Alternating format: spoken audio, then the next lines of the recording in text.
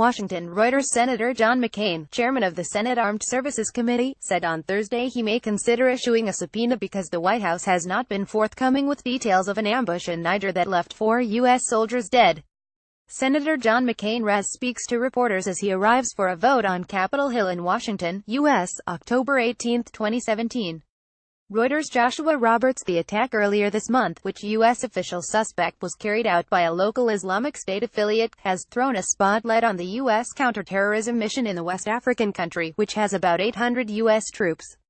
It may require a subpoena, McCain said when asked what steps his committee might need to take to determine what happened to the 4 troops.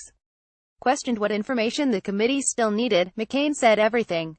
Asked whether the White House had been forthcoming with the information needed by the committee, he added, "Of course not."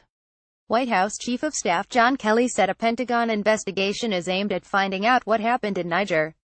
An investigation doesn't mean anything was wrong. An investigation doesn't mean people's heads are going to roll.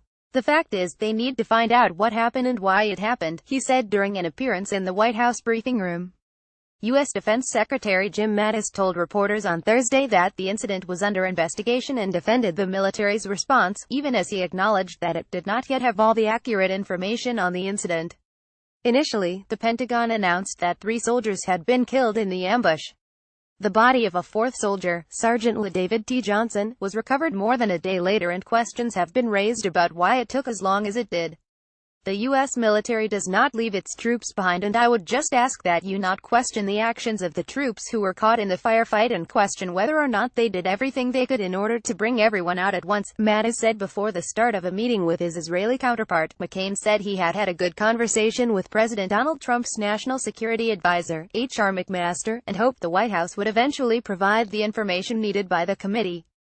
From initial accounts, the 40-member patrol, which included a dozen U.S. troops, came under swift attack by militants riding in a dozen vehicles and on about 20 motorcycles. The mission had been seen as a relatively low-risk endeavor for America's elite commandos, and there was no armed air cover at the time that could carry out airstrikes if necessary. Mattis said contact was considered unlikely but did not provide further details. "There's a reason we have U.S. Army soldiers there and not the Peace Corps, because we carry guns. And so it's a reality, it's part of the danger that our troops face," he said. Under heavy fire, U.S. troops called in French fighter jets for air support, but the firefight was at such close quarters that the planes could not engage and were instead left circling overhead. U.S. officials have said French aircraft were overhead within 30 minutes. Mattis said a contract aircraft evacuated the dead U.S. soldiers and Johnson's body was found later by local nationals. The U.S. military's Africa Command said the soldiers were in the area to establish relations with local leaders and deemed it unlikely that they would meet resistance.